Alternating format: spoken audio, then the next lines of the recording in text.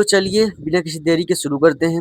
लेकिन उससे पहले अगर आप इस चैनल पर नए हैं तो हमारे चैनल को सब्सक्राइब कीजिए और हमारे वीडियो को लाइक कीजिए और अपने दोस्तों के साथ भी शेयर करिए। चलिए देखते हैं। सबसे पहले हम समझेंगे रासायनिक अभिक्रिया क्या होती है। तो ऐसी प्रक्रिया जिसमें एक या एक से अधिक पदार्थ आपस में क्रिया करके मतलब एक दूसरे के साथ मिलकर या टूटकर एक या एक से अधिक नए पदार्थ का निर्माण करते हैं। अब यहाँ पर एक या एक से अधिक क्यों आया, इसका उत्तर हमें मिलेगा अगली स्लाइड में, उसके बाद वाली स्लाइड में। लेकिन आप यहाँ सिर्फ इतना समझ कर चलिए कि रासायनिक प्रक्रिया क्या होती है। जब एक या एक से अधिक पदार्थ आपस में क्रिया करके एक या एक से अधिक नए पदार्थ का निर्माण करते हैं, उसे रासायनिक अभिक्रिया कहते हैं। तो उम्मीद करते हैं आपको ये बात समझ में आ गई होगी। चलिए फिर सबसे पहले हम समझेंगे कि रासायनिक अभिक्रिया की पहचान क्या होती है। तो जैसे रासायनिक अभिक्रिया तो हुई, लेकिन हम कैसे जानेंगे हाँ वहाँ पर रासायनिक अभिक्रिया हुई या नहीं। तो उसकी कुछ पहचान है। पहला, रंग में परिवर्तन, यानी रंग में उसका बदलाव होगा। जो भी पहले पदार्थ था उसका कलर क्या होगा बाद में अलग हो सकता है। फिर कहा गया गैस का उत्सर्जन, मतलब उसमें से गैस निकल सकती है। अगला है अवक्षेप का बनना, यानी उसमें अवक्षेप बन सकते हैं, झाग बन सकते हैं। अगला है ऊष्मा का उत्सर्जन या अवशोषण, मतलब या तो वहां पर ऊष्मा मुक्त होगी या ऊष्मा वहां पर दी जाएगी। तो ये सब किसकी, रासायनिक अभिक्रिया की पहचान है। इसके बाद हम समझेंगे क्या, रासायनिक समीकरण क्या होता है। तो रासायनिक समीकरण देखिए, पहले हम समझते हैं रासायनिक समीकरण क्या है। तो रासायनिक समीकरण किसे कहते हैं। इसमें दो भाग होते हैं, अभिकारक और उत्पाद। कितने भाग होते हैं इसमें, दो भाग। एक होता है अभिकारक, एक होता है उत्पाद। अब अच्छा, सबसे पहले हम ये समझ लेते हैं रासायनिक समीकरण कहते किसे हैं। जैसे जो रासायनिक अभिक्रिया होती है उसे उसके यानी उसमें पाए जाने वाले अभिकारक और उसमें पाए जाने वाले उत्पादों के प्रतीकों के रूप में लिखना ही रासायनिक समीकरण कहलाता है। तो चाहे आप इस डेफिनेशन को लिख सकते हैं, यानी किसी रासायनिक अभिक्रिया में भाग लेने वाले अभिकारकों तथा उत्पादों को उनके प्रतीकों के रूप में लिखना ही रासायनिक समीकरण कहलाता है। जैसे अगर हम कहें बात करें तो अगर यहाँ पर आप देखें तो जिसे कहा गया CaO यानी कैल्शियम ऑक्साइड और जल मिलकर क्या बनाते हैं, कैल्शियम हाइड्रोक्साइड बनाते हैं। तो इसमें क्या हुआ कि कैल्शियम हाइड्रोक्साइड का CaO लिखा गया, यानी उसका प्रतीक लिखा गया, जल का प्रतीक लिखा गया। तो क्या बना, CaOH का होल टू यानी कैल्शियम हाइड्रोक्साइड बना, उसका भी प्रतीक लिखा गया। तो ये क्या है, ये रासायनिक समीकरण है। इसके विषय में भी हम आगे समझेंगे अच्छे से। फिर इसमें दो भाग होते हैं, एक होता है अभिकारक, यानी किसी भी रासायनिक समीकरण के दो भाग होते हैं, एक होता है अभिकारक और एक होता है उत्पाद। तो सबसे पहले समझते हैं अभिकारक क्या होता है। तो जो पदार्थ रासायनिक अभिक्रिया में शुरू में मौजूद रहते हैं और अभिक्रिया में भाग लेते हैं, उन्हें अभिकारक कहते हैं। जैसे कहा गया, जैसे H2 यानी हाइड्रोजन, O2 मतलब ऑक्सीजन। जब हाइड्रोजन और ऑक्सीजन गैस को आपस में मिलाया जाता है तो किसका, जल का निर्माण होता है। इसे क्या कहते हैं, इसको बोलते हैं रासायनिक अभिक्रिया। और जब उसी को हम प्रतीक के रूप में यानी H2 plus O2 gives H2O इस रूप में लिखेंगे तो इसे कहते हैं रासायनिक समीकरण। इसमें दो भाग हुए, एक होता है जो रासायनिक अभिक्रिया में भाग लेता है जैसे H2 और O2, एक होता है जो बनता है जैसे H2O हो गया। तो जो रासायनिक अभिक्रिया में भाग ले रहे हैं उन्हें कहते हैं अभिकारक, और जो रासायनिक अभिक्रिया के बाद बन रहे हैं उन्हें कहते हैं क्या, उत्पाद। तो उम्मीद करते हैं आपको अभिकारक समझ में आ गया होगा। तो इसमें हाइड्रोजन और ऑक्सीजन क्या है, ये दोनों अभिकारक हैं। चलिए आगे समझते हैं। अगला है उत्पाद। जो नए पदार्थ रासायनिक अभिक्रिया के बाद बनते हैं उन्हें उत्पाद कहते हैं। उन्हें क्या कहते हैं, उत्पाद कहते हैं। जैसे कहा गया H2O यानी H2 और O2 गिव्स H2O, सेम वही चीज है। लेकिन इसमें अगर हम बात करें H2 और O2 की, तो ये दोनों क्या हैं, ये दोनों हैं अभिकारक। और जिसमें बन के आया है, क्या बना है हमारा H2O, ये क्या है, उत्पाद है। तो अभिकारक का एक नाम और भी होता है जिसे कहते हैं अभिकर्मक। चलिए अब यहाँ ये आप समझ गए रासायनिक समीकरण क्या होता है। इसके दो भाग होते हैं, अभिकारक और उत्पाद। अब इसके बाद हम समझेंगे क्या, रासायनिक अभिक्रिया के प्रकार। तो रासायनिक अभिक्रिया कई प्रकार की होती हैं, उनमें सबसे पहला है संयोजन अभिक्रिया। तो ये क्या होता है, ऐसी अभिक्रिया यानी ऐसी रासायनिक अभिक्रिया, हम कह सकते हैं ऐसी, यहाँ रासायनिक अब लोग जोड़ लीजिएगा। तो ऐसी रासायनिक अभिक्रिया जिसमें दो या दो से अधिक पदार्थ मिलकर या फिर हम लिख सकते हैं संयोग कर कर एक नए पदार्थ का निर्माण करते हैं उसे क्या कहते हैं, संयोजन अपक्रिया कहा जाता है। इसमें ये बात ध्यान रखना है, इसमें केवल क्या होता है कि एक ही पदार्थ बनता है, यानी एकल पदार्थ का निर्माण होता है। भाग लेंगे दो पदार्थ, दो से अधिक भी ले सकते हैं, लेकिन जो बनकर तैयार होगा वो क्या होगा, एकल पदार्थ यानी एक पदार्थ बनता है। चलिए कुछ उदाहरण देखते हैं। जैसे बात की जाए CaO यानी कैल्शियम हाइड्रोक्साइड, H2O और जल, ये दोनों जब आपस में अपक्रिया करेंगे क्या बनाएंगे, CaOH का होल ट्वाइस यानी कैल्शियम हाइड्रोक्साइड बनाएंगे। अगर इसे इस तरीके से कहा जाए कि कैल्शियम ऑक्साइड और जल मिलकर कैल्शियम हाइड्रोक्साइड का निर्माण करते हैं, तो ये क्या है, रासायनिक अपक्रिया है। और जब उसे CaO plus H2O gives CaOH का होल ट्वाइस इस रूप में लिखा गया, ये क्या बन गया, अब रासायनिक समीकरण बन गया। उसी तरीके से H2 और O2 मिलकर क्या बनाते हैं, H2O बनाते हैं यानी जल बनाते हैं। अभिक्रिया कैसे होती है, इसमें क्या-क्या शर्तें हैं, ये हम अगले वीडियो में देखेंगे। यहाँ हम केवल क्या उसके एग्जाम्पल्स और अभिक्रिया को समझते हुए चलेंगे। अभिक्रिया देखिए, इसे कैसे किया जाता है ये करना आवश्यक है, क्योंकि पेपर में ये अक्सर पूछा जाता है। लेकिन इसके लिए हम एक नई वीडियो बनाएँगे। इस वीडियो में केवल हम ये समझेंगे कि रासायनिक अभिक्रिया क्या होती है, उसके प्रकार क्या होते हैं। चलिए अगला देखते हैं। अगला है अपघटन अभिक्रिया। इसको अपघटन और वियोजन भी कहते हैं। तो अपघटन या फिर वियोजन अभिक्रिया किसे कहते हैं? ऐसी अभिक्रिया जिसमें एक यौगिक टूटकर, देखिए उसमें क्या हो रहा था, उसमें मिल रहे थे, संयोग कर रहे थे, इसमें टूटेंगे तो क्या कहा गया? ऐसी अभिक्रिया जिसमें एक यौगिक टूटकर दो या दो से अधिक सरल पदार्थ बनाता है, उसे अपघटन अभिक्रिया कहते हैं। जैसे वही देखिए, अभी क्या है यहाँ पर, कैल्शियम कार्बोनेट CaCO3 है, टूटेगा तो क्या बनाएगा, CaO बनाएगा और CO2 बनाएगा। आप यहाँ कुछ बातें ध्यान रखिए। चलिए हम आपको अभिक्रिया के बारे में अच्छे तरीके से समझाएंगे अगली वीडियो में, कब कौन से पदार्थ अभिक्रिया करते हैं, कौन से पदार्थ अभिक्रिया नहीं करते हैं, और अभिक्रिया क्या शर्तें होती हैं, सब कुछ हम बताएंगे लेकिन अगली वीडियो में। इसमें हम केवल क्या देख रहे हैं, रासायनिक अभिक्रिया क्या होती है, उसके प्रकार क्या होते हैं, उनके एग्जाम्पल समझते हुए आराम से निकल चलेंगे आगे। देखिए अगला जैसे है AgCl। अब जब AgCl को तोड़ा जाएगा तो क्या बनेगा, Ag बनेगा और Cl2 बनेगा। तो इस तरीके से ये क्या हुआ, हमारा अपघटन अभिक्रिया हुआ। फिर यहाँ पर अपघटन अभिक्रिया के प्रकार हैं।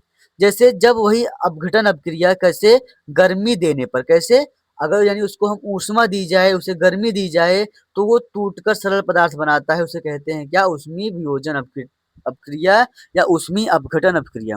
तो यहाँ हम क्या परिभाषा लिख सकते हैं कि ऐसी अपघटन अपक्रिया जिसमें कोई पदार्थ ऊष्मा देने से या गर्मी देने से दो या दो से अधिक पदार्थों में टूटता है, उसे कहते हैं क्या, ऊष्मीय अपघटन अपक्रिया। जैसे इसका एग्जाम्पल लिखा जाए तो CaCO3 यानी कैल्शियम कार्बोनेट टूटेगा तो क्या बनाएगा, CaO और क्या बनाएगा, कार्बन डाइऑक्साइड बनाएगा। फिर है विद्युत अपघटन। विद्युत, देखिए जब विद्युत प्रवाह द्वारा यौगिक टूटता है, यानी ऐसी यानी ऐसी वियोजन अपक्रिया जो किसकी सहायता से होती है, विद्युत की सहायता से होती है, उसे क्या कहते हैं, विद्युत अपघटन अपक्रिया। तो इसमें हम क्या लिखेंगे, ऐसी रासायनिक अपक्रिया जिसमें विद्युत धारा प्रवाहित करने पर कोई यौगिक दो या दो से अधिक सरल पदार्थों में टूटता है, उसे कहते हैं विद्युत अपघटन अपक्रिया। सारी परिभाषाएं एक ही जैसी हैं, केवल जिसमें ऊष्मा होगा उसमें लिखेंगे कि ऊष्मा प्रवाहित करने यानी ऊष्मा देने पर, जिसमें विद्युत अपघटन रहेगा उसमें बोलेंगे हम विद्युत धारा देने पर, विद्युत धारा प्रवाहित करने पर। और प्रकाशीय अपघटन रहेगा जिसमें बोलेंगे क्या, कि वह रासायनिक अपक्रिया जिसमें कोई पदार्थ सूर्य के प्रकाश द्वारा दो या दो से अधिक पदार्थों में टूटता है, उसे क्या कहते हैं, प्रकाशीय वियोजन अपक्रिया या प्रकाशीय अपघटन अपक्रिया कहते हैं। उम्मीद करते हैं आपको यहाँ तक बातें समझ में आ गई होंगी। अगर हम बात करें विद्युत अपघटन का, तो इसकी जो एग्जाम्पल है, इसका एग्जाम्पल क्या है, H2O gives H2 plus O2। यानी जब हम जल में विद्युत धारा प्रवाहित करते हैं तो वह किसमें, H2 यानी हाइड्रोजन गैस और O2 यानी ऑक्सीजन गैस में टूट जाता है।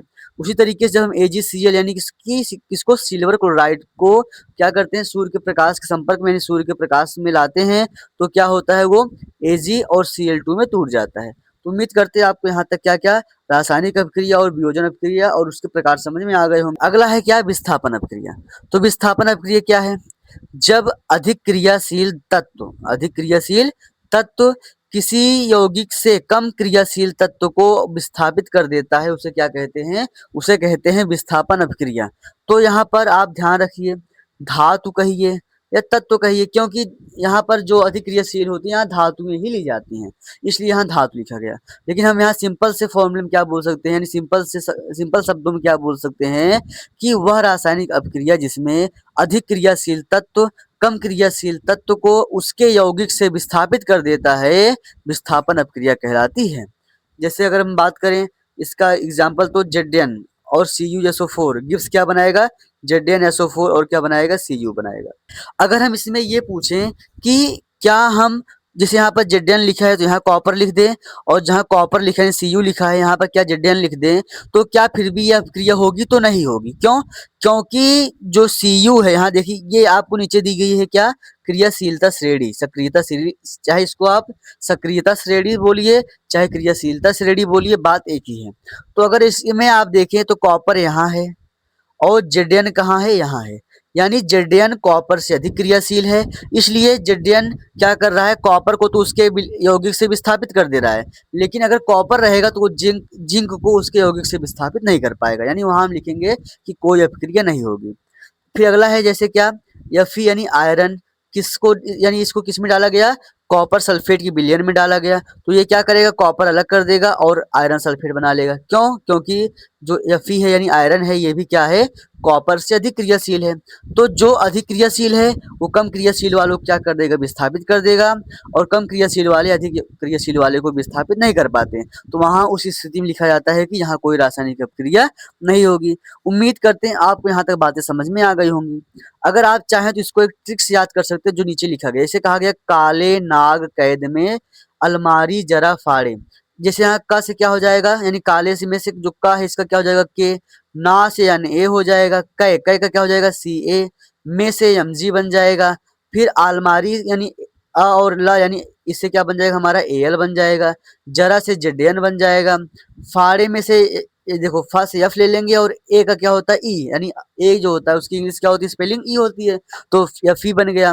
फिर पहले में पीबी आ जाएगा, और यच, यानी फिर यहाँ देखिए हिंदुस्तानी से क्या हो जाएगा, यच, और को से Cu, उसके बाद हम से क्या हो जाएगा, Hg, और आजाद से Ag। यहाँ आप Au याद रखिएगा क्योंकि करे से कोई बन नहीं रहा है, लेकिन ये एक राइम बन रहा था तो इसलिए इसको लिख दिया गया है। उम्मीद करते हैं आपको यहाँ तक बातें समझ में आ गई होंगी।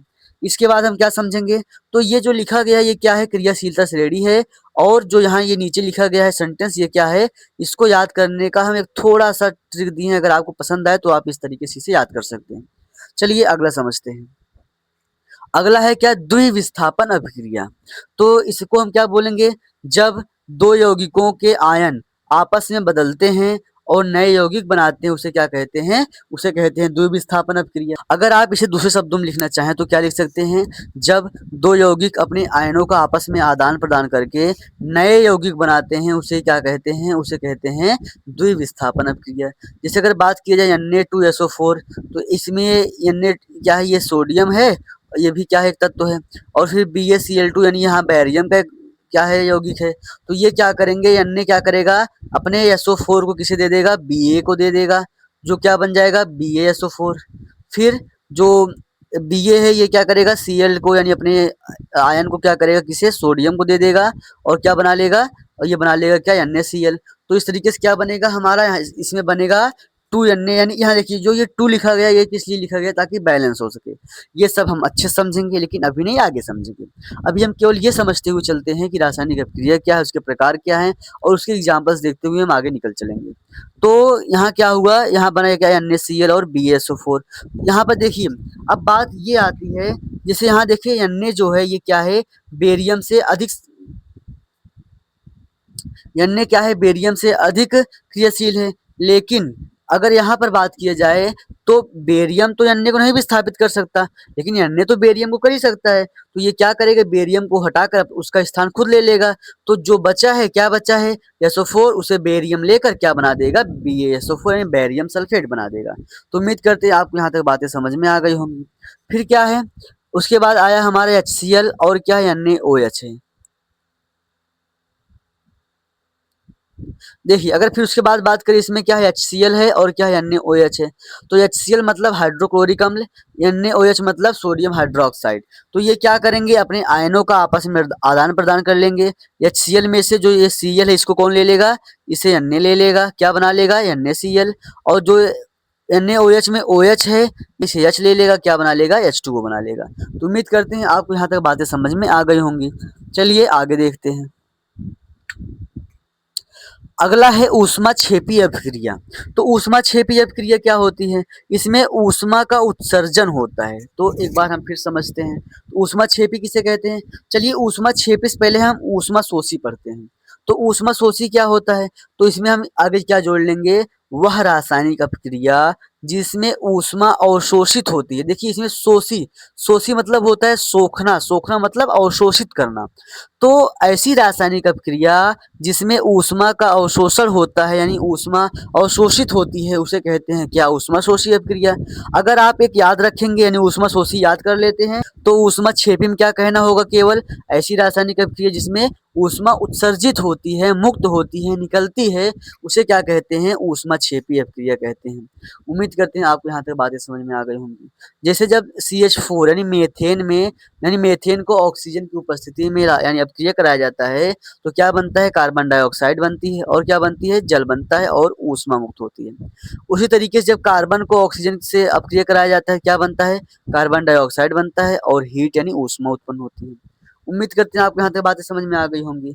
देखिए इसी तरीके से जब नाइट्रोजन और ऑक्सीजन की अभिक्रिया कराई जाती है क्या बनता है, NaO यानी क्या बनता है, नाइट्रोजन मोनोऑक्साइड इसे बोलते हैं। यहाँ पर क्या होता है, यहाँ ऊष्मा अवशोषित होती है यानी इस अभिक्रिया में ऊष्मा की आवश्यकता होती है, इस तरफ हमें ऊष्मा देनी पड़ती है।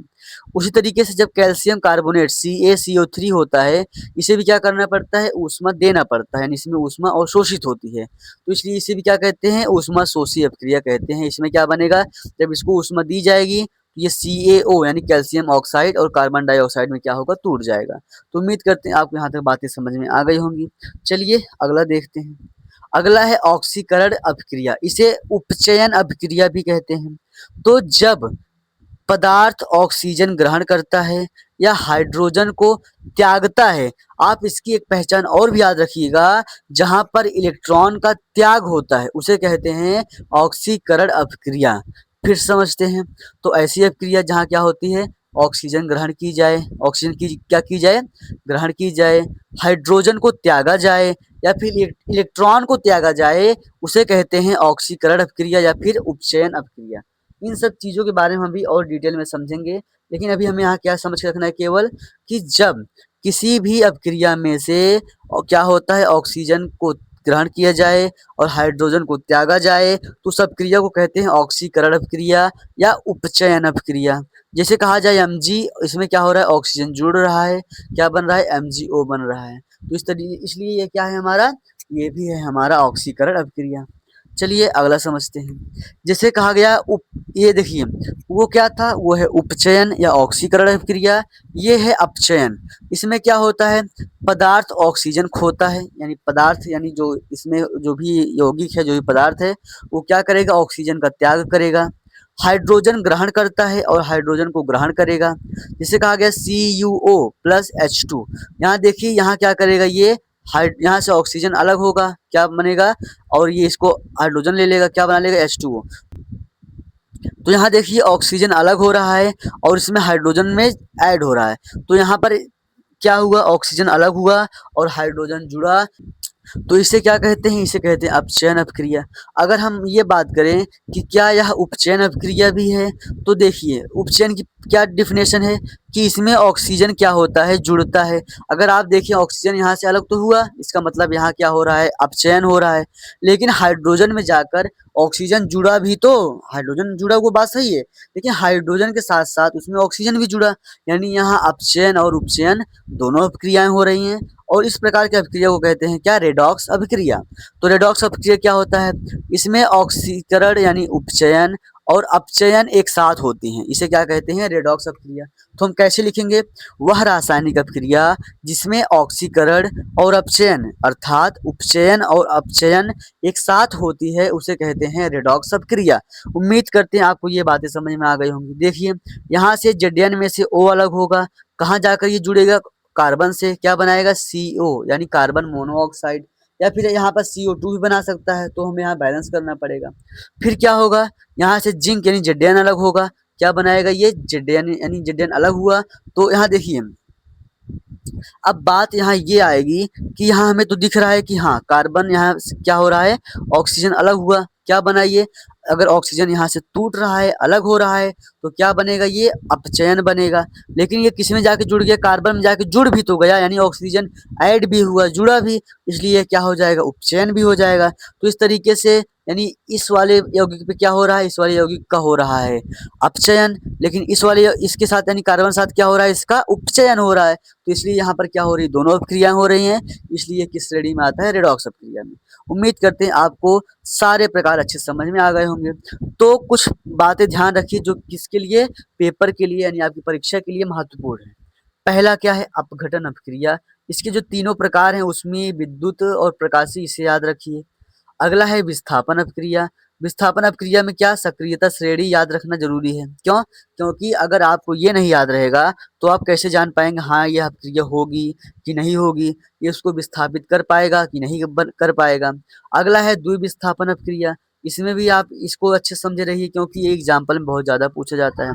और क्या आवश्यक है? जैसे कहा गया ऊष्माक्षेपी और ऊष्माशोषी, इसे भी बहुत पूछा जाता है। ऊर्जा परिवर्तन, ये आप ध्यान रखिए हाँ किसमें क्या ऊर्जा मुक्त होती है, कैसे होती है।